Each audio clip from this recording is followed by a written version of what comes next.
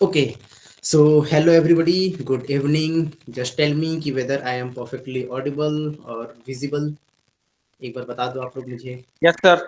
जी भैया। Okay, nice, nice, great. चलो, तो आज हम लोग क्या पढ़ने वाले हैं? आज हम लोग पढ़ने वाले हैं इंडियन कॉन्ट्रैक्ट एक्ट, राइट?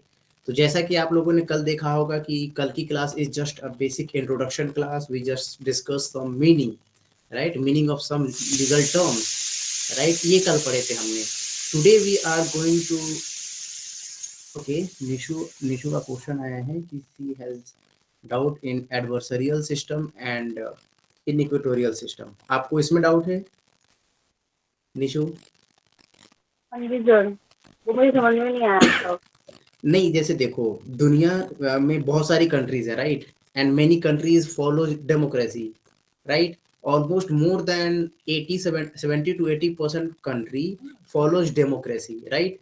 तो हर जगह का जस्टिस सिस्टम अलग है, राइट? इंडिया का जस्टिस सिस्टम अलग है, बाहर की कंट्रीज का जस्टिस सिस्टम अलग है.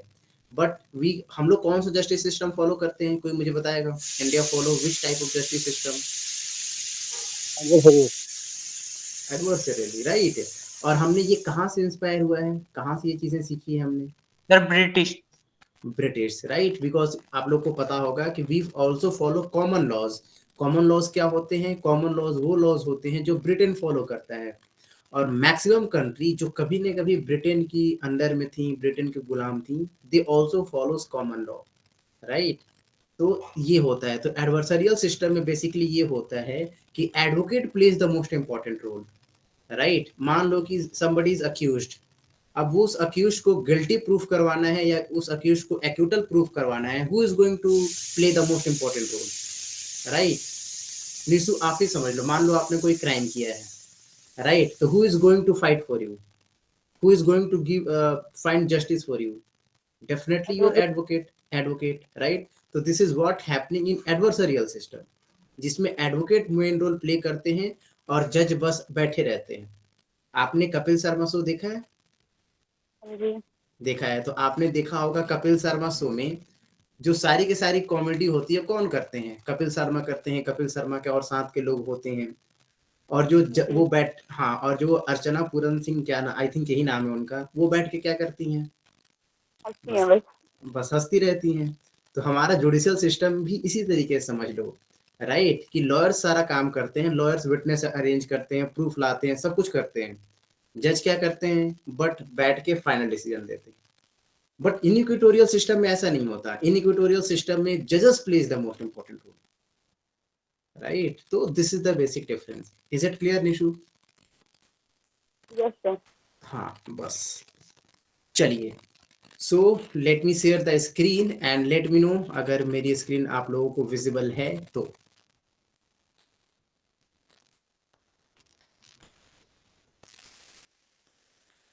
आई होप कि आप लोग को मेरी स्क्रीन दिख रही होगी, Yes, sir. राइट? सर साथ Yes, साथ sir. नोट्स बनाते रहे ना इसके, हाँ जी. नोट्स बनाने हैं ना साथ साथ ही, आप बाद में हाँ, पीडीएफ शेयर करो. देखो अभी let me show something. This is our Indian contract Act, right? But आपने देखा होगा कि अभी हम लोग ये नहीं पढ़ रहे हैं, हम लोग बस बेसिक समझ रहे हैं. तो कल जो भी बेसिक पढ़ा हमने, आई होप कि कल आपने वो नोट्स बनाए हों. जो चीजें आपको इन पीडीएफ में ना मिले, राइट, आपको उनके नोट्स बनाते चलने हैं, right? This is how we are going to cover the things, right? तो आज की क्लास में हम लोग बहुत ज्यादा लिखने वाले हैं. तो be ready with your pen and copy. बहुत ज्यादा चीजें लिखेंगे, सब कुछ आपको नोट्स करना है. और शायद आज भी हम ये पीडीएफ स्टार्ट ना करें, बिकॉज आई वांट कि before starting actual contract act, I want कि आप लोग को उसका बैकग्राउंड पता हो, सारी चीजें पता हो, right? So that's how we are going to do things. Let's start. चलो बिना टाइम वेस्ट किए हुए स्टार्ट करते हैं. सबसे फर्स्ट थिंग आप लोग क्या करोगे, यहाँ आ जाओ. एक हेडिंग दो आप लोग, और हेडिंग में लिखना Indian contract. And one more thing, हम आप लोगों से उम्मीद करेंगे कि लीगल का नोट्स आपका डिफरेंट होना चाहिए और रीजनिंग का नोट्स आपका डिफरेंस होना चाहिए, राइट? क्योंकि लीगल हम पढ़ा रहे हैं, तो जो भी हम चीजें लिखवाएंगे आप उस नोट्स में लिखोगे. And buy a new copy और notebook for reasoning one, right? ऐसा ना हो कि दोनों मिक्स मैच हो जाए, तो कॉपियां अलग अलग रखनी है, ज्यादा बड़ी नहीं रखोगे, हार्डली अगर आप 20 रुपीज वाली कॉपी भी रखोगे तो it's more than enough for whole legal topics, right. चलिए, तो सबसे पहले आप हेडिंग दीजिए इंडियन कॉन्ट्रैक्ट एक्ट और लिखिए साथ में 1872। अब आप लोग मुझे बताओ मैंने 1872 क्यों लिखा? क्योंकि इसी साल इंडियन कॉन्ट्रैक्ट Right. एक्ट आया था। 1872 में गुड, फोर्स हुआ था सर। हाँ गुड, इसी टाइम पे इंडियन कॉन्ट्रैक्ट एक्ट 1872 में आया था। चलिए, तो बेसिक तरीके से स्टार्ट करते हैं। आप अभी हम लोग कुछ नहीं समझ रहे हैं कि what is the meaning of contract, क्या होता है, कैसे होता है, कुछ नहीं, बस जो जो लिखवाते चल रहे हैं अभी आप लोग वो लिखते चलेंगे। Guys please don't join late, कल से हम ज्वाइनिंग बंद कर देंगे 4:05 के बाद, राइट। तो कोशिश करना है कि हार्डली आप 4 बजे तक आ जाओ, और ज्यादा से ज्यादा डिले हो तो 4:05 तक, राइट, उससे ज्यादा लेट नहीं। चलिए स्टार्ट मेकिंग नोट्स गाइस, साथ में नोट्स बनाते चलेंगे और हम लोग साथ में पढ़ते भी चलेंगे। तो आपने हेडिंग दे दिया इंडियन कॉन्ट्रैक्ट एक्ट, अब लिख लो Indian contract act is divided in 4 parts. यहां से पॉइंट दो के एक पॉइंट लिखना स्टार्ट करो। Indian contract act is divided in 4 parts, और अगर हो जाए इतना लिखा हुआ तो बोल देना कि हाँ भैया लिख लिया हमने। Indian Contract Act 1872 is divided into 4 parts.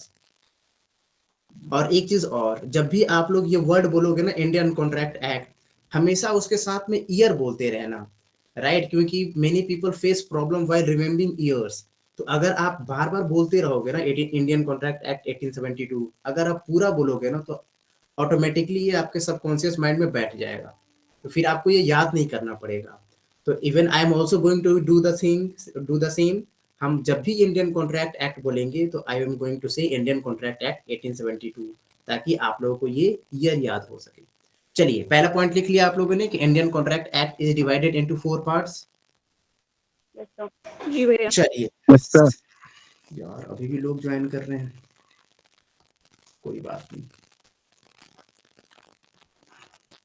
चलिए, तो आपने लिख लिया होगा कि Indian contract act is divided into 4 parts. सबसे पहला पार्ट है जनरल प्रिंसिपल। जनरल प्रिंसिपल, और इसके साइड में ब्रैकेट में दे के लिख लो आप लोग सेक्शन 1 टू सेक्शन 30 लिख लो। General principle bracket not 30, sorry एक सेकेंड, इट्स 73।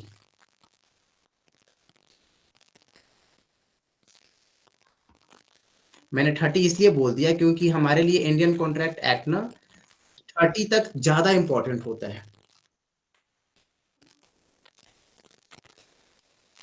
चलिए, तो हमने क्या लिखा कि पहला part Indian contract act is divided into how many parts, 4 parts. First part क्या होता है, जनरल प्रिंसिपल। इसमें जनरल प्रिंसिपल के बारे में बात किए गए हैं कि हाँ ये होगा तो क्या होगा, ये होगा तो क्या होगा, राइट। तो that's our part 1 general principle, section 1 to section 73। अगला आ जाओ, दूसरा पॉइंट लिखो आप लोग सोगा। सोगा का फुल फॉर्म क्या लिखेंगे, सेल्स ऑफ गुड्स एक्ट, ये लिखो आप लोग। दूसरा part SOGA, sales of goods act, और साथ ही में ये भी लिख देना रिपील्ड। और हम क्या लिखवा रहे हैं अभी, हम आफ्टर 2 मिनट बाद आई विल एक्सप्लेन कि हम लोग ऐसा क्यों कर रहे हैं। चलो दोनों पॉइंट लिख लिया आपने। Yes, sir. तीसरा पॉइंट लिख लो, और हाँ ये कौन से एक्ट से कौन से, सॉरी कौन से सेक्शन से कौन से सेक्शन तक बात करता है, तो ब्रैकेट में आप लोग ये भी लिख लो सेक्शन 74 से लेके 123 तक, राइट। सेक्शन 74 से लेके सेक्शन 123 तक it talks about sales of goods act. Is it clear guys? हाँ या ना, कुछ तो। Yes sir. हाँ जी भैया। हाँ यार यस सर। इतना तेज भी नहीं बोलना था। चलो, स्पेसिफिक कॉन्ट्रैक्ट। स्पेसिफिक कॉन्ट्रैक्ट कौन से सेक्शन से कौन से सेक्शन तक बात करता है, it talks about section 124 to section 238, right? This is your specific contract, right? Now come to the fourth one. Fourth one है आपका Indian partnership act, PAR, partnership Act. ये कहां से कहां तक बात करता है? सेक्शन 239 से लेकर के कौन सा सेक्शन तक? सेक्शन 266 तक। बस अब देखो एक चीज आप लोग के माइंड में आ रही होगी, और जहां आपने ये सोगा लिखा ना, सेल्स ऑफ गुड्स एक्ट, इसका ईयर भी लिख लो, दैट इज 1930। कैसे Indian contract Act come into force in 1872? The same way sales of goods act come into force in 1930, right? Partnership कब आया था? पार्टनरशिप आया था आपका 1932 में। अब देखो हमने क्या पढ़ा, अब लिखना बंद करो, अब बस मेरी बातें सुनो आप लोग, कि Indian contract act is divided into how many parts? Basically 4 parts. First part talks about general principle, and we are going to study general principles, right? सबसे ज्यादा अगर आप लोग मुझसे पूछो कि इनमें से मोस्ट इंपॉर्टेंट क्या है हमारे लिए, तो हमारे लिए जो सबसे ज्यादा मोस्ट इंपॉर्टेंट है that is this part, general principle, section 1 to 73, right? अब दूसरा आ जाते हैं। दूसरा हमने बात की सोगा की, और मैंने why I use the word repealed it, because now this particular act is not in contract, ठीक है? ये हमारे कॉन्ट्रैक्ट में है ही नहीं। अगर हमारे कॉन्ट्रैक्ट में नहीं है फिर कहां पे है? Now this is a new act. पहले जो सेक्शन हुआ करता था, मैंने यहाँ पे आप लोग को सेक्शन लिखवाया है, सेक्शन 74 to सेक्शन 123, पहले ये कॉन्ट्रैक्ट का पार्ट हुआ करता था, but now it is repealed. अब ये हटा दिया गया है और एक नया एक्ट बना दिया गया है, and the name of the new act is SOGA, sales of goods act.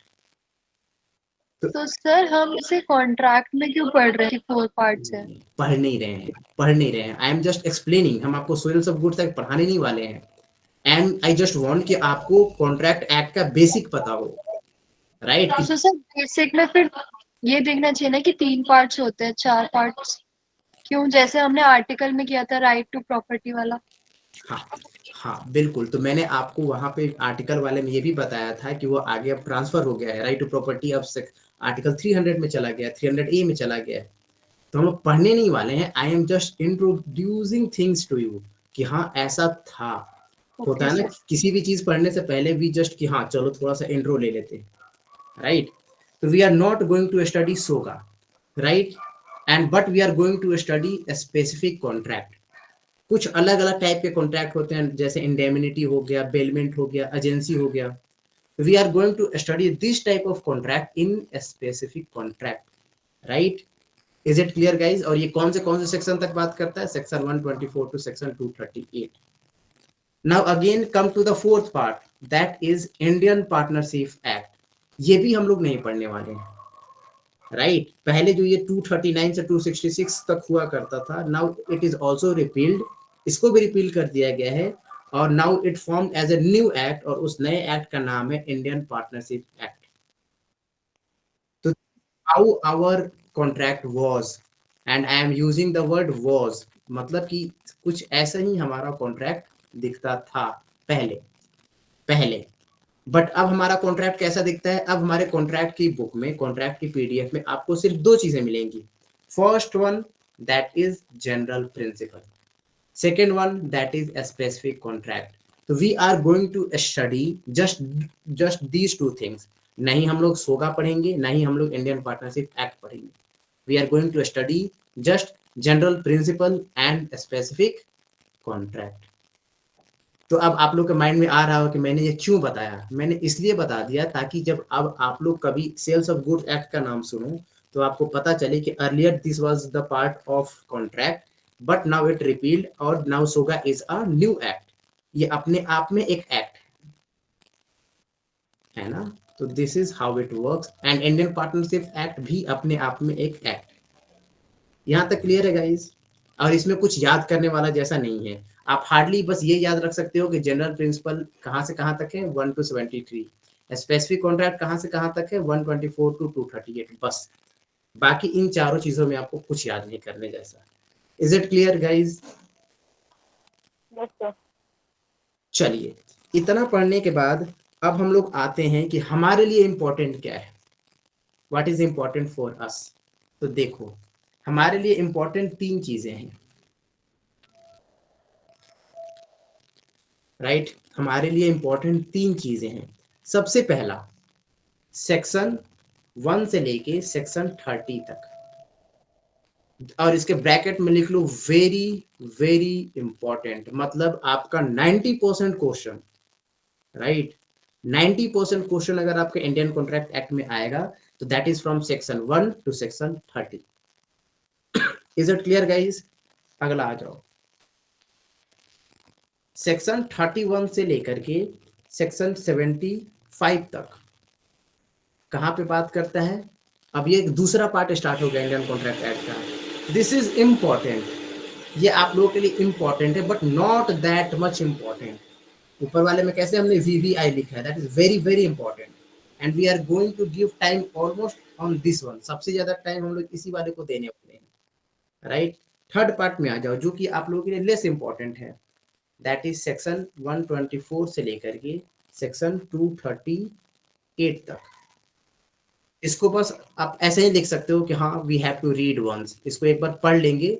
यहाँ से बहुत ज्यादा क्वेश्चन नहीं बनते हैं और बहुत कम क्वेश्चन बनते हैं, hard it will take 1 or 2 class to cover this things, but हाँ इसमें हमारी काफी क्लासेस जाएंगी, अराउंड मोर देन 10, राइट?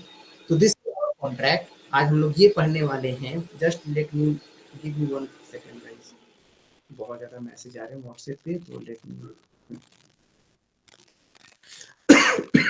चलिए, इतना होने के बाद अब कुछ बेसिक क्वेश्चन लिख लेते हैं जो कि बेसिक क्वेश्चन पूछा जाता है। सबसे पहला पॉइंट आप लोग दो और लिखना स्टार्ट करो, point number 1। And the point number 1 is कि टोटल नंबर ऑफ सेक्शंस कितने हैं हमारे कॉन्ट्रैक्ट में? What is the total number of sections? कोई मुझे बताएगा? अभी हम लोगों ने कुछ कुछ चीजें पढ़ी, तो आप लोग मुझे बताओ कि 266। गुड, बहुत बढ़िया। कितने हैं? 260। गुड। और अगर क्वेश्चन थोड़ा सा चेंज कर दिया जाए, टोटल नंबर ऑफ सेक्शंस ये कितने हैं? ऊपर वाले में मैंने नंबर्ड लिखे हैं, नीचे वाले में सिर्फ नंबर लिखा है। How many? शायद सर 238।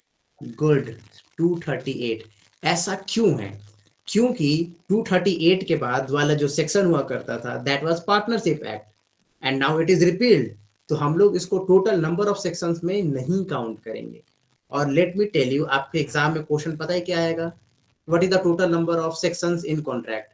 कॉन्ट्रैक्ट में टोटल कितने सेक्शंस हैं? तो you are always going to take 238।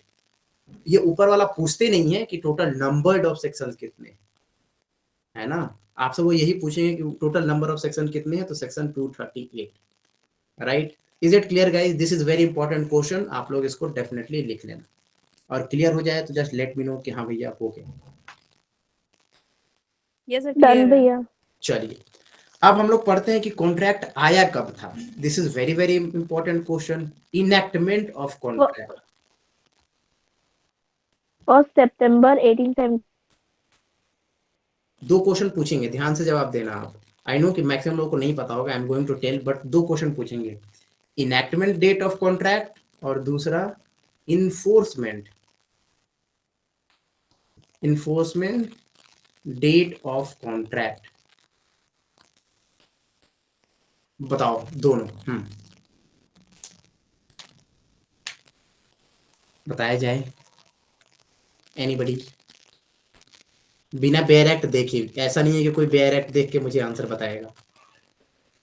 Sir report में सितंबर सर 1872 सर 1872। देखो, ओके, 25 अप्रैल 1872 इस दिन हमारा कॉन्ट्रैक्ट इनेक्ट हो गया था। मतलब जो फाइनल सिग्नेचर होता है ना, किसका? गवर्नर जनरल का, वो हो गया था। Because this period at this time we are under British government, right? और इन्फोर्समेंट डेट जो है वो है आपका 1 सितंबर सितंबर 1872। तो अब आप लोग मुझसे क्वेश्चन पूछो कि एग्जाम में कौन सा वाला क्वेश्चन पूछता है कि what is the enforcement date of contract. This is the important question. आपके एग्जाम में जो सबसे ज्यादा क्वेश्चन पूछे जाएंगे वो पूछे जाएंगे ये वाले, इन्फोर्समेंट डेट, कि कॉन्ट्रैक्ट का इन्फोर्समेंट डेट क्या है, दैट इज 1 सितंबर 1872। इनैक्टमेंट डेट क्या है, मतलब किस दिन कॉन्ट्रैक्ट बन गया था हमारा, दैट इज 25 अप्रैल 1872। इन दोनों में डिफरेंस होता है। क्या डिफरेंस होता है, कौन मुझे बताएगा?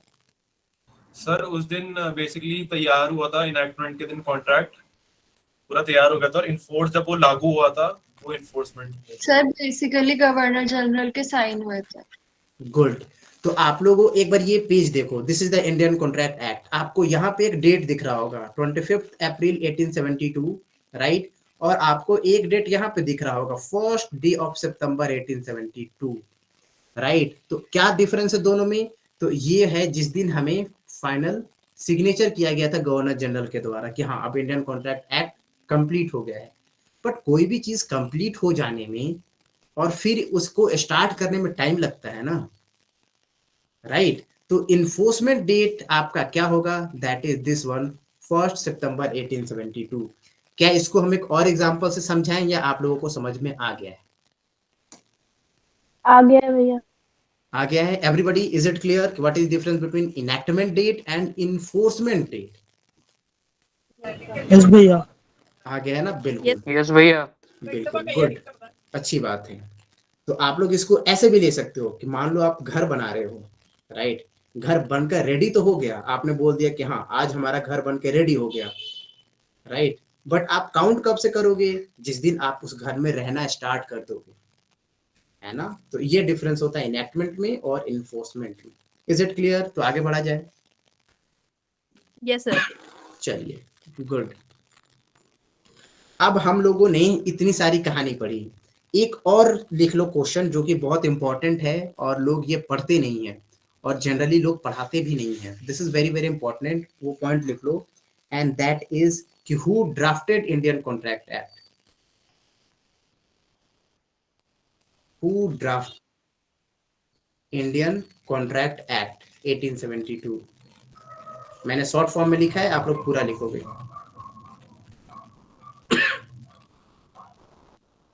हु ड्राफ्टेड, चलो ये क्वेश्चन का आंसर देने से पहले आप लोग मुझे बताओ, who drafted Indian constitution? B.R. Ambedkar. Sir B.R. Ambedkar. Yes, there is a drafting committee, and who is the chairman of that drafting committee? B.R. Ambedkar. तो इसीलिए हम लोग क्या मानते हैं कि हमारे कॉन्स्टिट्यूशन किन्होंने बनाए, किन्होंने लिखे? That is B.R. अम्बेडकर। तो जाहिर सी बात है कि इंडियन कॉन्ट्रैक्ट एक्ट भी किसी ने ड्राफ्ट किया होगा, है ना? कोई तो बंदा होगा ना जिसने इंडियन कॉन्ट्रैक्ट एक्ट ड्राफ्ट किया होगा। उसका नाम क्या है, लिखो। Sir James Stephen. Sir James Stephen. This is very very important question, right? ये बहुत इंपॉर्टेंट क्वेश्चन है because contract act play very important role in examination. तो आपको इन किसने ड्राफ्ट किया था ये भी पता होना चाहिए। Is it clear guys? Yes भैया। चलो अब होती है हमारी कहानी खत्म। कल से लेके आज तक अभी तक हम लोग बस एक कहानी पढ़ रहे थे। Now we are going to start contract. हम लोगों ने जो बेसिक बेसिक चीजें थी जो एग्जाम में आ सकती थी वो हमने अब तक डिस्कस कर लिए हैं। अब हम लोग अपना इंडियन कॉन्ट्रैक्ट एक्ट पढ़ने वाले। तो चलो आप लोग मुझे बताओ कि what is the meaning of contract. आप जब भी ये वर्ड सुनते हो ना तो आपके दिमाग में क्या क्या चीजें आती हैं? मुझे वन बाय वन करके जो भी बताना चाहे बताओ। आप लोग जब ये वर्ड सुनते हो कॉन्ट्रैक्ट, मुझे भैया बताइए। जैसे किसी भी चीज का कॉन्ट्रैक्ट बनाना, किसी भी चीज, जैसे कि हम हाँ, किसी भी लीगल मैटर में जाते हैं, कुछ भी करते हैं तो इससे पहले हम एक कॉन्ट्रैक्ट बनवा लेते हैं legal. Sir basically it is a sort of a legal obligation. Good, बहुत अच्छी बात है, legal obligation. Anything else? Legal agreement legal होना जरूरी है। ओके, कोई बात नहीं, अगर नहीं पता है तो कोई बात नहीं। आप लोग अपने ओपिनियन दो, उसके बाद I will tell the answer. Anybody else?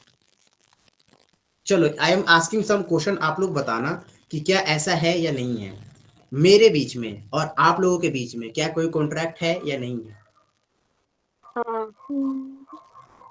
Yes और नो? कितने लोग, यस सर। ये भैया है। कोई ऐसा है जो बोल रहा है नो? किसी का आंसर हो नो? एनीबडी? सर कोई कॉन्ट्रैक्ट नहीं है सर। कोई कॉन्ट्रैक्ट नहीं है। किसने बोला आंसर? सर ये मैंने बोला है।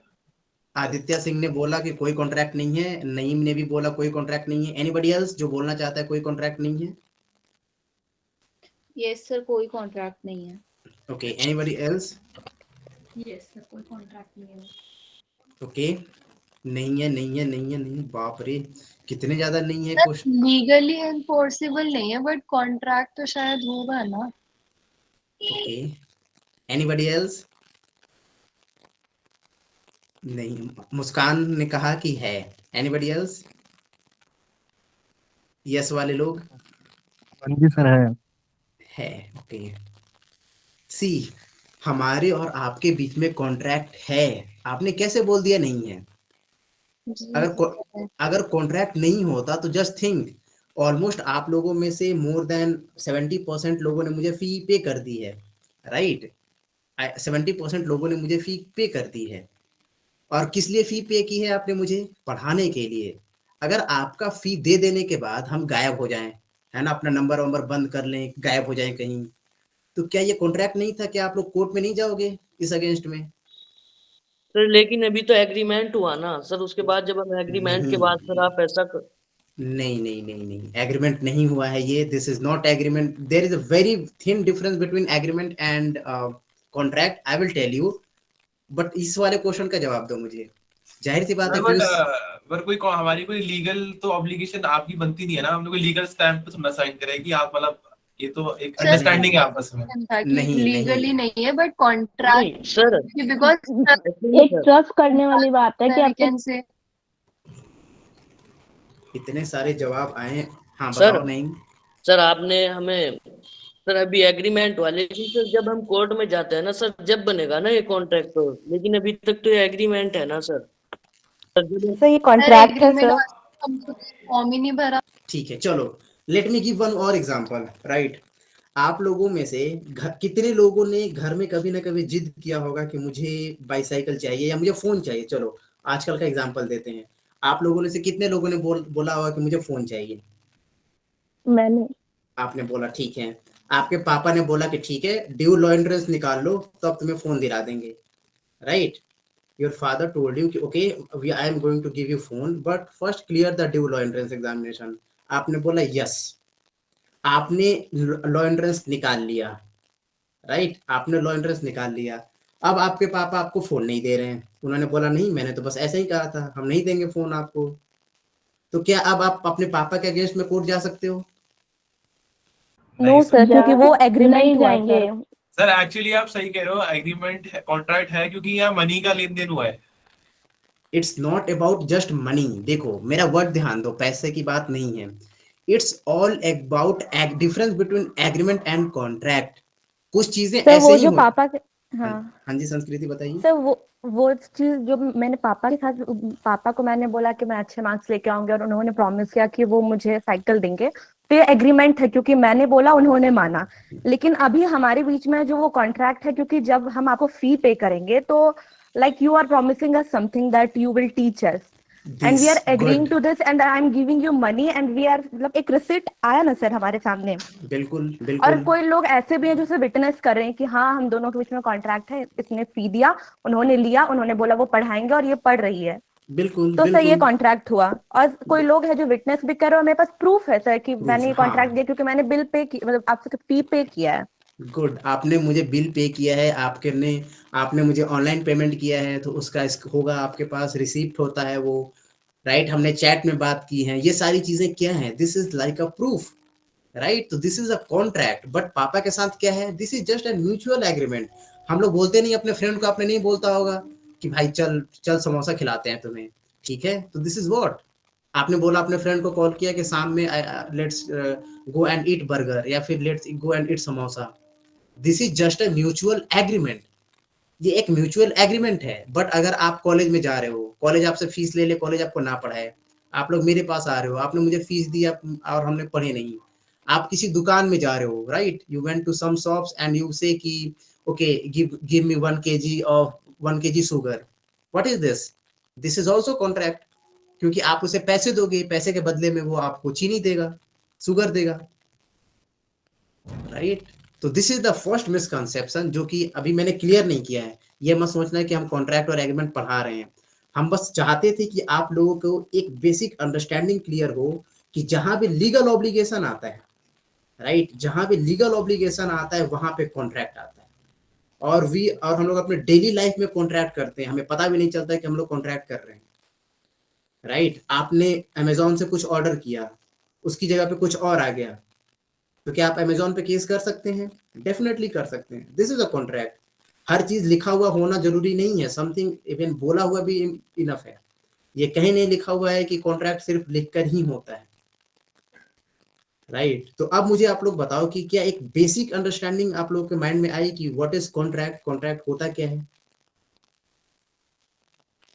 अब आ जाओ, आई थिंक इतना समझ में आ गया होगा। तो अब हम लोग पढ़ेंगे तो आप लोग को अच्छे से समझ में आएगा। Now I am going to see something. Contract start कैसे होता है, हाउ इट स्टार्ट्स, बताओ। सर ऑफर और एक्सेप्टेंस से। ये sir good. Offer proposal sir. Offer, या ऑफर को प्रपोजल। एक दूसरा नाम ले सकते हैं हम लोग, प्रपोजल, राइट। और हम किसका एग्जांपल दें? मान लो कि मैंने आप लोग को ऑफर दिया, राइट, कि guys I am going to teach you for the law entrance examination, I will provide test series, I will provide classes, I will provide recording, everything. What is this? This is offer, right? I am giving an offer to you, right? तो ये क्या हो रहा है? Offer हो रहा है।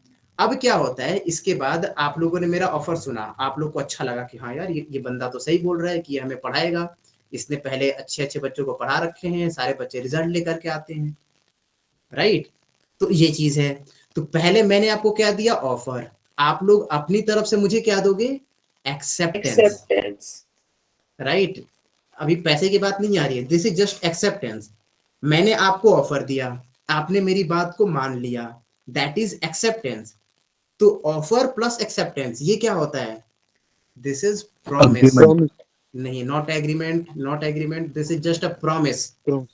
ठीक है, मैंने बोला कि I am going to teach you, मैंने ऑफर दिया, आपने बोला okay I am ready to क्या बोलते हैं उसको, I am ready to study with you, हम आपके साथ पढ़ने के लिए तैयार हैं। This is just a promise.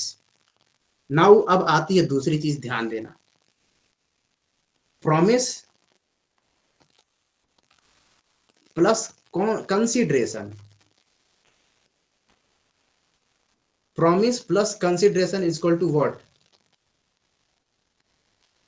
बताओ। Agreement. Agreement, agreement. एग्रीमेंट। अब जैसे याद करो, आपके पापा ने आपसे प्रॉमिस किया था, क्या प्रॉमिस किया था? कि आपको साइकिल दिलवाएंगे। क्या कॉन्सिडरेशन पे? कॉन्सिडरेशन क्या है वहां पे? दोनों लोगों की तरफ से। कंसिडरेशन का मतलब क्या होता है? Something for something.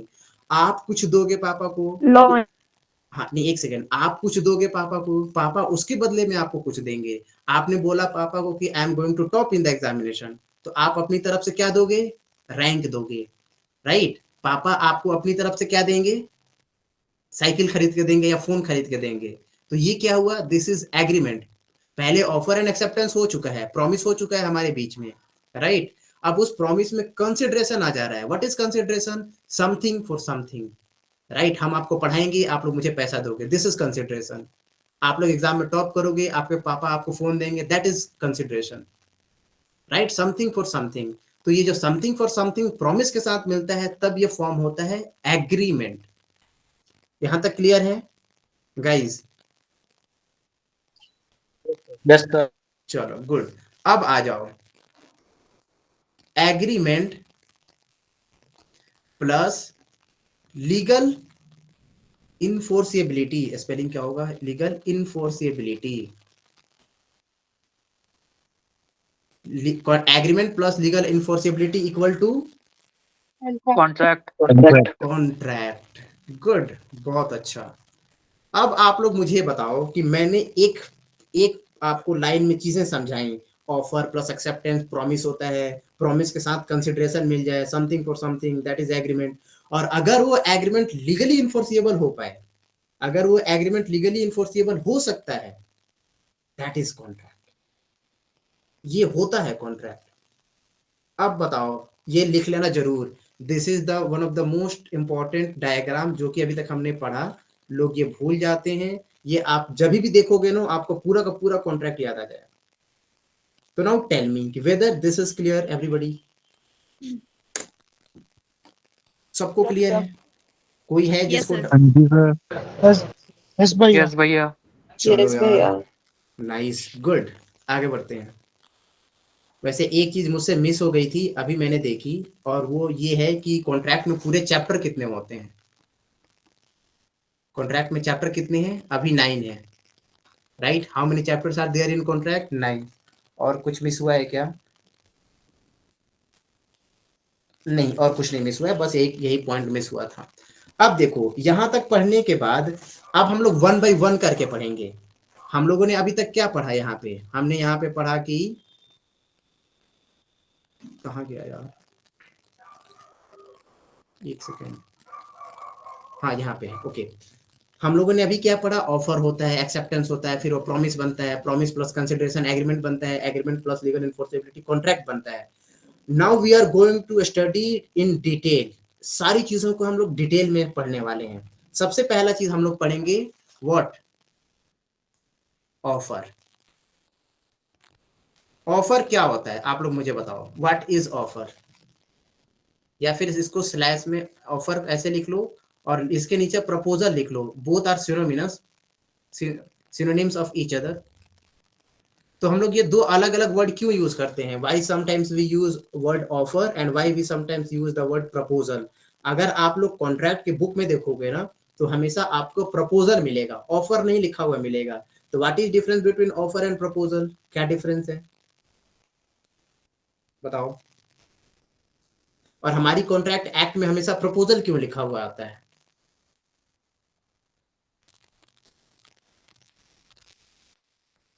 क्योंकि जो ऑफर है ना, ये इंग्लिश टर्म है, और जो प्रपोजल है दिस इज इंडियन टर्म। तो इसीलिए हमारे इंडियन कॉन्ट्रैक्ट एक्ट में हमेशा आप लोग पढ़ोगे प्रपोजल लिखा हुआ होता है, कहीं पे ऑफर लिखा हुआ नहीं मिलेगा आपको। बट क्योंकि हम लोगों ने इंग्लिश से डिराइव किया है, तो हम लोग बोलते रहते हैं, sometimes I use offer, sometimes I use the word proposal. कोई डिफरेंस नहीं है, both the words are have same meaning, and the simple difference is कि offer is a English term and proposal is a Indian term, right? अब बताओ कि offer को कैसे deal किया जाता है, कि ऑफर क्या होता है। सबसे पहले हमें ऑफर में क्या जानना चाहिए? ऑफर में हमारे लिए सबसे इंपॉर्टेंट पॉइंट है, लिखो, दैट इज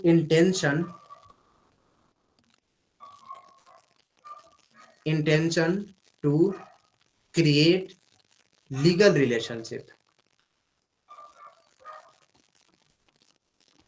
मतलब आप लोग देखो, now I am going to give 2 example, ठीक है?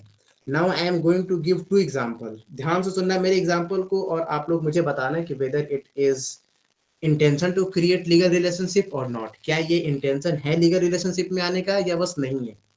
पहला चीज, मैंने बोला कि यार मेरा फोन बहुत ज्यादा हैंग कर रहा है, राइट? मेरा फोन बहुत ज्यादा हैंग कर रहा है, आई एम थिंकिंग कि इसे बेच दिया जाए, राइट? आई एम थिंकिंग कि इसे बेच दिया जाए। तुम मेरे साथ बैठे हुए, हम लोग ऐसे ही आपस में बात कर रहे हैं, राइट? और this is the first statement, मैंने बोला my phone is hanging, I think I should sell it, right? Now आप लोग दूसरा मेरा वर्ड सुनना। किसका एग्जांपल लें? किसका एग्जांपल लें? जब मुझे नाम देखने दो, किसका नाम एग्जांपल ले सकते हैं हम लोग? शिवम, चलो शिवम का नाम लेते हैं। हम और शिवम साथ में बैठे हुए थे, मैंने ऐसे ही बोला कि Shivam my phone is hanging, I am thinking कि यार I should sell it, I am thinking to sell it, right? This is the my first statement. अब मेरे दूसरे स्टेटमेंट पे आ जाओ। मैंने बोला कि Shivam my phone is little bit hanging and the cost of my phone is 70,000, right? मेरा जो फोन है इसकी प्राइस 70,000 है। पहले हु इज दिस पर्सन यार? चलो, मैंने बोला कि price of the my phone is 70,000, would you buy my phone? क्या तुम मेरा फोन खरीदोगे? अब आप लोग मुझे बताओ दोनों स्टेटमेंट में क्या डिफरेंस है। पहले स्टेटमेंट पे मैंने बोला कि यार my phone is hanging and I am thinking to sell it, this is the my first statement. और दूसरे स्टेटमेंट पे मैंने बोला शिवम कि the cost of my phone is 70,000 but it's hanging, so that's why I want to sell this phone to you on just 10,000 rupees. तो दोनों statement में क्या डिफरेंस है? सर आपने प्रपोजल सर पहले स्टेटमेंट में आपने इंटेंशन को स्पेसिफाई नहीं किया है कि आपके मतलब उसको सेल करने का इंटेंशन है, और दूसरे स्टेटमेंट में आपने जब उसका प्राइस बताया तो आपने ये स्पेसिफाई किया है कि हाँ मैं इसे बेचना चाहता हूँ। हाँ, मतलब पहले वाला स्टेटमेंट क्या है, जस्ट एक ऐसे ही बात है ना, बस एक ऐसे ही हम लोग बातें कर रहे हैं। बट दूसरे वाले जो ऑफर मैंने दिया, इट्स लाइक कि हाँ I am interested in selling the phone, I want to come into the legal relationship. हम चाहते हैं कि हम शिवम के साथ लीगल रिलेशनशिप में आए और शिवम को अपना फोन बेच दें, शिवम मेरा फोन खरीद ले। तो जो फर्स्ट क्राइटेरिया होता है, आपको ऑफर को देखना है आफ्टर स्टडिंग द वर्ड। जब भी आप कोई भी क्वेश्चन सॉल्व करोगे तो you what's your first focus, your first focus should be कि whether that person is interested to come into legal relationship और नॉट। अब जैसे हमारे बीच की बात ले लो, है ना, हमारे बीच की बात ले लो, हम लोग बिल्कुल इंटरेस्टेड हैं कि भाई हाँ लीगल रिलेशनशिप में आना है, राइट। अगर हम आपको कोर्स दे रहे हैं, पढ़ा रहे हैं, आप लोग उसके लिए पे कर रहे हो तो। बट अब आप पापा वाला सिनेरियो याद करो, राइट। क्या वहां पे कोई भी ऐसा था कि लीगल रिलेशनशिप में आने का आपका इंटेंशन था? बताओ कि अगर पापा फोन नहीं देंगे तो केस कर देंगे पापा पे? No sir. बताओ। नहीं ना। तो this is the first thing you need to know कि ऑफर का सबसे पहला स्पेशल क्वालिटी क्या होना चाहिए कि intention to come into legal relationship. This is the first point in offer. Is it clear guys? Yes sir. चलिए, पहला चीज हो गया, आपने अपना इंटेंशन दिखा दिया। अब जैसे इसका ना एक बहुत ही फेमस एग्जांपल है। अब जैसे हस्बैंड ने बोला ना, husband is a very busy person, right. Husband ना बहुत ज्यादा बिजी पर्सन है, बहुत ज्यादा काम करता रहता है। उसने वाइफ को प्रॉमिस किया ना कि यार देखो, आई एम प्रॉमिसिंग कि आज शाम को तुम्हें मूवी लेके चलेंगे, राइट। बहुत अच्छी मूवी आई है अवतार 2, हम तुमको अवतार 2 मूवी दिखाने ले चलेंगे। And wife is like wow, wife excited. Wife ने बिल्कुल एकदम नए नए कपड़े वपड़े पहन के अच्छे से रेडी होकर के बैठी है कि हस्बैंड आएंगे, हम लोग मूवी देखने जाएंगे। बट हस्बैंड नहीं आते हैं, काम में ज्यादा बिजी रह जाते हैं। तो क्या वाइफ यहाँ पे हस्बैंड पे केस कर सकती है? No sir. नहीं, नहीं। This is just a what, ये एक बस म्यूचुअल एग्रीमेंट था, है ना। ये बस एक म्यूचुअल एग्रीमेंट था। एक रिलेशनशिप में, हस्बैंड वाइफ के रिश्ते में ऐसा होता है, बच्चे और पिता के में ऐसा होता है, राइट। दोस्तों के बीच में ऐसा होता है, दोस्त बोलते हैं कि भाई प्लीज आज समोसा तू खिला दे, कल समोसा हम खिलाएंगे। This is very common thing. आप इसको कॉन्ट्रैक्ट नहीं बोल सकते। कॉन्ट्रैक्ट कब बोल सकते हो? जब आपका इंटेंशन हो लीगल रिलेशनशिप में आने का। और it's not that much tough, ये इतना टफ नहीं है। आप अगर एक बार लाइन पढ़ोगे ना तो आपको ऐसे ही पता चल जाएगा कि हाँ that person shows it interest in what, to come into legal relationship. First thing, now come to the second important thing in offer, certainty. What is the meaning of certainty? क्या होता है बताओ? कि वो पार्टी लीगल है भी, मतलब क्या कहते हैं, कॉन्ट्रैक्ट मालिक है। Means if he is sure or not. Sir, specific information. Good. Specific information किसने बोला? आई थिंक साक्षी की आवाज थी, right. Yes, sir. Specific information. अब जैसे let me give one example. मैंने शिवम को बोल रहे थे ना कि Shivam I want to sell my phone to you, और शिवम ने पूछा ओके आप कितने में फोन बेच रहे हो? तो आई एम लाइक यार आई एम थिंकिंग कि 10 से 15 हजार में फोन बेचते हैं। तो क्या हम यहाँ पे एक स्पेसिफिक इंफॉर्मेशन दे रहे हैं? मेरा No. ऑफर क्या स्पेसिफिक नो है? भैया। नहीं, No, sir. I am just saying कि 10,000 to 15,000 इनके बीच में फोन बेच देंगे। तो क्या ये ऑफर हुआ? नहीं। Offer should always be certain. हमेशा ऑफर आपका स्पेसिफिक इंफॉर्मेशन देना चाहिए कि अगर आप बोल रहे हो कि मुझे अपना पेन बेचना है तो आप बोलो कि I want to sell this pen for 10 rupees, या फिर I want to sell my phone for 10,000 rupees, right. तो दिस इज द थिंग को कि ऑफर हमेशा कैसा होना चाहिए? सर्टेन होना चाहिए, राइट। Is it? हाँ जी, 2 क्वेश्चन पूछिए आप। आपने बोला कि 10,000 में स्पेसिफिक अमाउंट बता दिया, लेकिन सामने वाले ने बोला कि नहीं मेरे को 8,000 पे करना है, तो उसमें क्या ये सर्टिफिकेट नहीं होगी? ओके, आएंगे इस पे। आई नो कि ऐसे टाइप के क्वेश्चन माइंड में आते हैं, बट अभी हम लोग आ रहे हैं धीरे धीरे। आपका एक भी ऐसा डाउट नहीं बचा होगा ऑफर का जो आपको क्लियर ना हो। हम आएंगे वो वाले पॉइंट पे कि वो पॉइंट क्या बोला जाता है उस चीज को, जब सामने वाला आपको दूसरा ऑफर दे या फिर कुछ दे। तो no need to worry, we are coming, just तुरंत आ रहे हैं। पहला चीज क्लियर हो गया। और दूसरा चीज, ऑफर, ये जो ऑफर दिया जाता है ये कितने लोगों के बीच में दिया जाता है? To parties.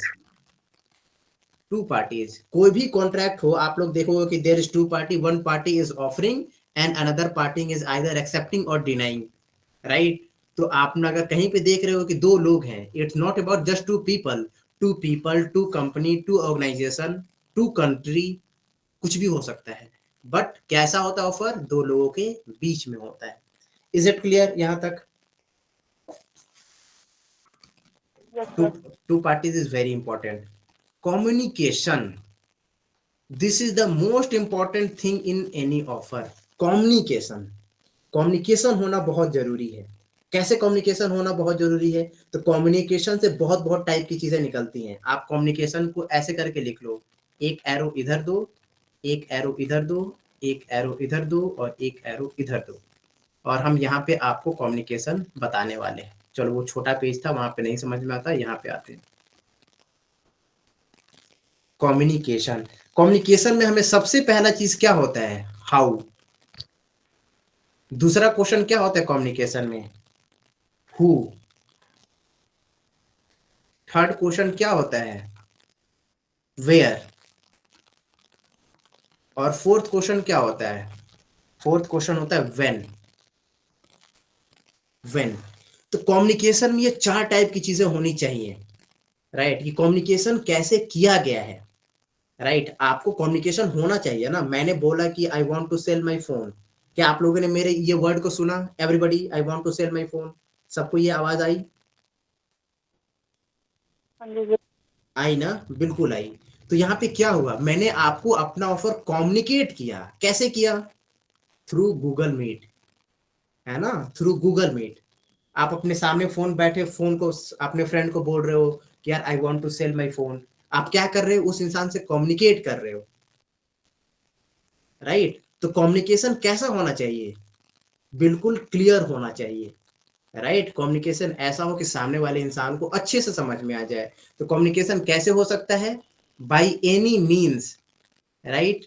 By any means, किसी भी तरीके से आपको बस सामने वाले को अपना कम्युनिकेशन दे देना है। Either on call, either on message, either on WhatsApp, either on email, और आइदर ऑन वीडियो कॉन्फ्रेंसिंग, और आइदर ऑन आमने सामने बैठ के आपको सामने वाली पार्टी को अच्छे से कम्युनिकेट करना है। तो this is the most important thing. There is a very famous case इस पे, है ना? There is a very famous case. आप now I am going to tell a story. कहानी ध्यान से सुनना आप लोग। कि मान लो कि मेरा एक भतीजा है, राइट?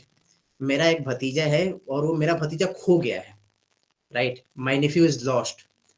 तो I told my servant, right? I told my servant कि do one thing, go and find my nephew. ठीक है, मैंने अपने सर्वेंट को क्या बोला कि जाओ और मेरे बच्चों को ढूंढ के लाओ, मेरा भतीजा खो गया है, जाओ ढूंढ के लाओ कि मेरा भतीजा कहाँ पे है, राइट? मैंने अपने नौकर को ऐसा बोल दिया। ध्यान से सुनना मेरी बात को। अब आगे क्या होता है कि मुझे ये ध्यान में आता है कि यार I should also publish this information in newspaper, right? कि मुझे अपना इंफॉर्मेशन न्यूज़पेपर में भी डाल देना चाहिए कि my nephew is lost, who body find my nephew, I am going to give that person reward 1 lakh. ठीक है, कहानी समझ में आ गई सबको या फिर किसी को नहीं समझ में आई, ये बताओ। सर फिर से। फिर से मान लो मेरा एक भतीजा है, मेरा भतीजा गुम हो गया, अभी घर के सामने बाहर खेल रहा था, अचानक से गायब हो गया वो। मैंने अपने सर्वेंट को बोला कि please go and find my Neiphiu. उसके बाद मैंने क्या किया? मैंने न्यूज़पेपर में ऐड डलवा दिया, राइट? कि जो भी मेरे भतीजे को ढूंढ के लाएगा, I am going to give that person 1 lakh rupees. अब ध्यान से सुनना मेरी बात को। जो मेरा सर्वेंट है ना, उसको मेरा भतीजा मिल जाता है। My servant found my nephew, that my nephew is playing on some field. उसने वहां देखा, वो उसको लेकर के मेरे पास आ गया। Now my servant is asking 1 lakh rupees from me, कि आपने तो ऑफर दिया हुआ है कि जो भी मेरे भतीजे को ढूंढ के लाएगा, आप उसे 1 लाख रुपए दोगे, आप मुझे 1 लाख रुपए दो। मैंने बोला कि नो, हम तुमको 1 लाख रुपए नहीं देंगे। तो क्या मैंने सही किया या गलत किया? क्या मुझे यहाँ उसको 1 लाख रुपए देना चाहिए था या नहीं देना चाहिए था? बताओ। लीगली नहीं देना चाहिए था। Anybody else? No sir. नहीं देना No, चाहिए। sir. और कोई? नहीं देना चाहिए। गुड। क्यों नहीं देना चाहिए? What is the logic behind it? क्योंकि उसने वो ऑफर देखा ही नहीं था सर, तो देखा नहीं था, पढ़ा नहीं था, तो एक्सेप्ट किया ही नहीं था, तो वो कॉन्ट्रैक्ट बना ही नहीं आप लोगों के बीच में। गुड गुड, बहुत अच्छी बात है। आप लोग धीरे धीरे चीजें अब पकड़ रहे हो कि अगर आपको ऑफर कम्युनिकेट ही नहीं हुआ ना, तो फिर आप कैसे आप उसको बोलोगे कि आप उस चीज के लिए क्लेम कर सकते हो? नहीं। अगर अगर मेरे सर्वेंट ने वो न्यूज़पेपर पढ़ा होता, वो न्यूज आर्टिकल पढ़ा होता, राइट, या फिर वो ऐसे ढूंढ के ला रहा होता, तो that is different thing. Because कि मैंने एक ऑफर दिया था, न्यूज़पेपर के थ्रू मैंने ऑफर दिया था, एंड किसी भी इंसान ने अगर वो न्यूज़पेपर पढ़ लिया, दैट मीन्स कि that person is accepting my offer. और अगर वो मैं वो न्यूज़पेपर ढूंढ के ला दे रहा है, in this case I am not liable to pay anything to my servant, right. ये एक, this is a very very important case. Case का नाम लिख लो, लालमन शुक्ला। शुक्ला का स्पेलिंग सही है? SHU, पता नहीं यार, जो भी हो। Lalman Shukla versus Gauri Dutt. I think Gauri Dutt ही केस का नाम है। Let me check once. हाँ, गौरी दत्त ही है। Good good. चलो, तो हमने अपना ऑफर क्या होना चाहिए? आपका ऑफर सामने वाली पार्टी को कम्युनिकेट होना चाहिए। This is the first thing. अब now let me do one thing. Who can communicate? Communicate कौन कर सकता है? बताओ, कौन कम्युनिकेट कर सकता है? सब प्रॉमिस ही। अभी अभी ये वर्ड यूज मत करो, क्योंकि काफी लोगों को ये वर्ड अभी फैमिलियर नहीं है, राइट। सब कर तो वही सकते हैं ना। तो नहीं, तो एज ए ऑफर को कौन कर सकता है? जो इंसान वो ऑफर दे रहा है, Yes. Right. If I am giving offer, that means कि who can communicate? I can communicate. तो सबसे फर्स्ट थिंग क्या होगा? आई, हम खुद। तो यहाँ पे आई मत लिख लेना, यहाँ पे लिख लेना the person who is offering, right. या फिर उसका कोई एजेंट कर सकता है, राइट। मान लो कि I am a very big person, हम बहुत अमीर परिवार से हैं, मेरे पास बहुत ज्यादा पैसे हैं, मेरे पास टाइम नहीं है छोटे मोटे कॉन्ट्रैक्ट करने के लिए। तो हम कभी कभी अपने सर्वेंट को भेज देते हैं कि काम करो, जाओ मेरे बदले तुम ये कॉन्ट्रैक्ट करके आओ।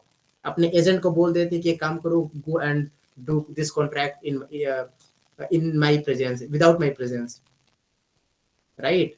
तो ऑफर कम्युनिकेट कौन कौन कर सकता है? पहले तो वो इंसान खुद, और साथ ही साथ में उसका एजेंट।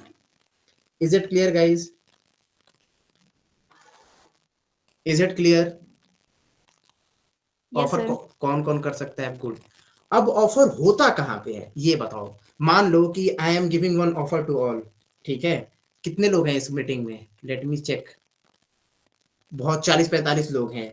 मैंने बोला कि I am going to ask one question, ठीक है, and any one of you if give the answer, I am going to give a pizza to that person, right. तो सबसे पहले आंसर मान लो संस्कृति ने दिया। संस्कृति ने बोल दिया कि हाँ मैंने सुन लिया ऑफर, और मुझे इसका आंसर पता है, मैंने आंसर दे दिया। तो आप लोग मुझे बताओ, ऑफर कहाँ कम्युनिकेट माना जाएगा? क्या ऑफर मेरी प्लेस पे कम्युनिकेट माना जाएगा, या फिर संस्कृति आई थिंक बनारस से बिलोंग करती है, बनारस में ये ऑफर कम्युनिकेट किया माना जाएगा? बताओ। सर बनारस तब पहुंचेगा जब। गुड। जहां पे जब सामने वाली पार्टी उस ऑफर को हियर कर लेती है ना, सुन लेती है, तो क्या माना जाता है कि ऑफर वहां पे कम्युनिकेट हुआ है। Is it clear guys? ये पॉइंट सबको समझ में आया? ऑफर कहाँ पे कम्युनिकेट हुआ है? चलिए, गुड, बहुत अच्छी बात है। अब अगले पॉइंट पे, हाँ जी, क्या बोल रहे हो आप? आवाज नहीं आ रही है। हाँ, एक बार और बता दे रहे हैं। जैसे देखो, अभी हम लोग कम्युनिकेशन पढ़ रहे हैं ना, कि ऑफर कम्युनिकेट होना चाहिए, कैसे होना चाहिए, कौन कर सकता है, कहाँ होता है। This is the most important thing, कहाँ होता है। तो ऑफर वहां होता है जहां पे जो सामने वाला बंदा उस ऑफर को सुने। मैंने बोला इस मीटिंग में कि I want to sell my phone, तो ये ऑफर कम्युनिकेट कहाँ माना जाएगा? कहाँ माना जाएगा कि हाँ भाई ये ऑफर कम्युनिकेट हो गया है? आप सभी लोगों के प्लेस पे, अगर कोई बनारस से बिलोंग करता है, somebody belongs to Kerala, somebody belongs to any other place, तो ऑफर कहाँ पे कम्युनिकेट माना जाएगा? जहां पे आपने उस ऑफर को सुना, राइट, जहां पे आपने उस ऑफर को सुना वहां पे माना जाएगा कि हाँ यहाँ पे ये ऑफर क्या हुआ है, कम्युनिकेट हुआ है, right. Is it clear guys? और वेन का भी क्या है? हाँ हाँ पूछिए। सर सपोज करो सर, बनारस के एक न्यूज़पेपर में सर एक ऑफर आया सर, हम्म। और उसके बाद सर मैं रहता हूँ सर देहरादून में। सर मेरे एक बनारस के ही दोस्त ने बताया कि इस तरह का एक ऑफर है, उसने मुझे कॉल से बताया। हम्म। तो सर उस केस में क्या होगा सर? देखो तुमने ऑफर कहाँ सुना, अपनी जगह पे ना, तो वहां पे Yes, माना sir. जाएगा, वहां पे माना जाएगा, राइट। लेकिन सर वो मेरे दोस्त ने बताया ना मुझे फोन करके कि बनारस के एक न्यूज़पेपर में इस तरह इट ऑफर डज आया। It doesn't matter, it doesn't matter. मान लो, let me give one example, मेरी एग्जांपल ध्यान से सुनो। पहले एक क्वेश्चन किसका था ये बताओ मुझे। सर नहीं। नईम का ऑफर था, नईम का क्वेश्चन था। सुनो, मान लो Naeem, you are travelling in a train, ठीक है, तुम ट्रेन में ट्रेवल कर रहे हो, तुमने ट्रेन पे कहाँ बैठे, तुम दिल्ली में बैठे, ठीक है, तुम्हारी ट्रेन दिल्ली से लखनऊ जा रही है, you by a newspaper in that train. ध्यान से सुनना मेरे क्वेश्चन को, तुमने उस ट्रेन में एक न्यूज़पेपर खरीदा, ठीक है, बट तुम ट्रेन में बैठते बैठते सो गए, ठीक है, ट्रेन में बैठते बैठते सो गए, जब तुम सुबह में उठे तब तक तुम लखनऊ पहुंच चुके थे, तब तुमने वो न्यूज़पेपर में वो आर्टिकल पढ़ा कि अरे यार यहाँ पे तो ये पार्टिकुलर चीजें हैं, मुझे ऑफर यहाँ पे मिला है। तो क्या वो ऑफर कहाँ माना जाएगा? क्योंकि वो न्यूज़पेपर दिल्ली में पब्लिश हुआ है, बट तुमने न्यूज पढ़ा लखनऊ में, तुम अपने स्टेट में आ चुके हो, अपने सिटी में आ चुके हो, तो ऑफर कम्युनिकेट तो लखनऊ में ही माना जाएगा ना, भले ही कहीं पे भी न्यूज़पेपर में ऐड आया हो, right. Is it clear? Okay sir. है ना, गुड, अच्छी बात है। तो कम्युनिकेशन वाला पार्ट क्लियर हो गया सबको? Is it clear to all communication वाला पार्ट? सर एक बार ब्रीफ कर दो यस दोबारा। भैया।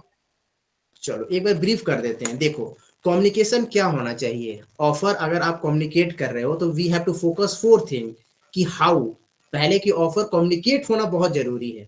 अगर आपको ऑफर कम्युनिकेट नहीं हुआ है ना, और आप उसके टर्म्स एंड कंडीशन को फुलफिल कर रहे हो, देन अगेन आपको कोई भी चीज नहीं मिलेगी। तो आपको वो ऑफर सुनना जरूरी है, राइट, या फिर आपको वो ऑफर पढ़ना जरूरी है। This is the first thing.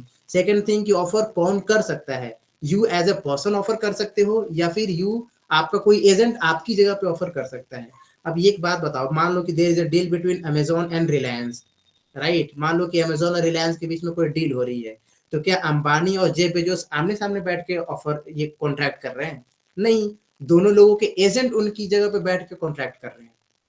तो ऑफर कौन दे सकता है? आप भी दे सकते हो, या फिर आपका कोई एजेंट दे सकता है। ऑफर कहाँ माना जाएगा? जहां पे ऑफर सुना जाता है।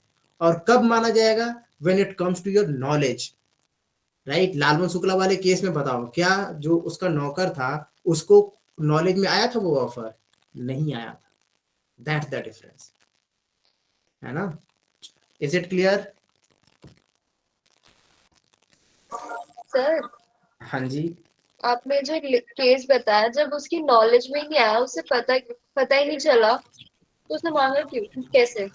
अब एक बात बताओ, अब आप मान लो कि बच्चा ढूंढ के वो घर ला दिया, तो उसके बाद उसको सोसाइटी वाले बताएंगे ना कहीं से तो पता चलेगा ही कि अरे यार सर ने तो ऑफर दिया था कि जो बच्चा ढूंढ के लाएगा उसको 1 लाख रुपए देंगे।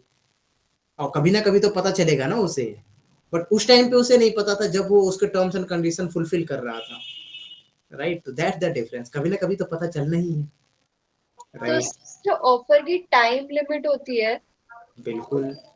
वो भी। आप अभी बहुत आगे जा रहे हो, अभी हम लोग उतने आगे तक गए नहीं है, हम अभी 1 बाय 1 करके बता रहे हैं। हाँ आप डोंट वरी, सारी चीजें बताएंगे हम। अब देखो ऑफर कभी भी ना अनड्यू टर्म्स में नहीं होना चाहिए। जैसे ध्यान से सुनो मेरी बात को, मान लो कि क्या होता है, आई कांट स्पीक, राइट, मान लो कि हम गूंगा हैं, हम बोल नहीं सकते हैं, और तुम लोगों में से किसी ने मुझे ये बोला, जैसे किसका एग्जांपल दें, साक्षी आप ही का एग्जांपल देते हैं कि sir your phone is looking good, can you sell your phone, right. अगर आप यस नहीं बोलते हो तो हम मान लेंगे कि हाँ आप एग्री हो अपने फोन के, आप अपने फोन बेचने के लिए। तो क्या ये कॉन्ट्रैक्ट माना जाएगा? नहीं, आप यहाँ पे अनड्यू टर्म्स बोल रहे हो, राइट। आपने लेटर लिख के भेज दिया मेरे पास, राइट, आपने लेटर लिख के भेज दिया मेरे पास कि अगर आप अपना फोन बेचना चाहते हो तो आप इस लेटर का जवाब मत देना, है ना। कई बार होता है ना कि अगर आप उसका जवाब नहीं दोगे तो हम मान लेंगे कि हाँ वो ऑफर कंप्लीट हो गया है, तो ये अनड्यू टर्म्स है, ऑफर कभी भी अनड्यू टर्म्स में नहीं होना चाहिए। जैसे let me give one example, बहुत इंटरेस्टिंग एग्जांपल है। मान लो कि किसका एग्जांपल दें, अपना ही देते हैं चलो। मान लो कि I am proposing some girls, ठीक है, किसी लड़की को हम सामने से प्रपोजल दे रहे हैं, ठीक है, और मैंने उस लड़की को बोला कि चलो अब दे रहे तो दे ही रहे हैं, मान लो उस लड़की को मैंने बोला कि आई लाइक यू, राइट, मैंने ये ऑफर दिया, मैंने ये अपनी बात रखी, और मैंने उससे ये भी बोला कि अगर तुम जवाब नहीं भी दोगे ना तो हम समझ लेंगे कि तुम्हारी हाँ है ना। अगर तुमने अपना जवाब नहीं दिया आइदर यस और नो, तो हम समझ लेंगे कि दिस इज यस। लड़की वहां से भाग गई, मेरा ऑफर सुनते ही वो भाग गई। तो मुझे क्या, मुझे लगा कि अरे यार इसने तो ना में जवाब ही नहीं दिया, इट मीन्स कि उस लड़की को भी मुझसे प्यार है, वो लड़की भी मुझे पसंद करती है। तो क्या ये ऑफर जायज था, बताओ? नहीं जायज था। क्यों जायज नहीं था? क्योंकि सामने वाले से परफेक्ट एक्सेप्टेंस नहीं आया है। मैंने ऐसा टर्म ही रख दिया, राइट, मैंने ऐसा टर्म्स एंड कंडीशन ही रख दिया कि सामने वाला कुछ कर ही नहीं सकता, है ना। मैंने ये टर्म रख दिया कि अगर तुमने अपने मुंह से एक भी वर्ड बोला तो हम मान लेंगे कि तुम मेरी ऑफर मान रहे हो, या फिर तुम यहाँ से भाग गए तो हम मान लेंगे कि तुम मेरी ऑफर मेरे एक्सेप्ट कर रहे हो। तो किसी ने वो, फिर वो लड़की तो हर सिचुएशन में फंस गई, है ना। तो कोई भी अनड्यू टर्म्स नहीं दिए जाएंगे। Is it clear guys? बताओ, ये 5वां टर्म आप लोग को क्लियर है ना। जैसे कि बहुत सारे ऐसे एग्जांपल्स हैं, बट आई थिंक कि आप लोग को समझ में आ गया होगा। Tell me, is it clear to all of the people? हाँ जी सर। चलो, तो आज की क्लास के लिए हम लोग इतना ही रखेंगे, राइट। श्रीयम मैम आ गई हैं, वो आपको अब आगे रीजनिंग की क्लासेस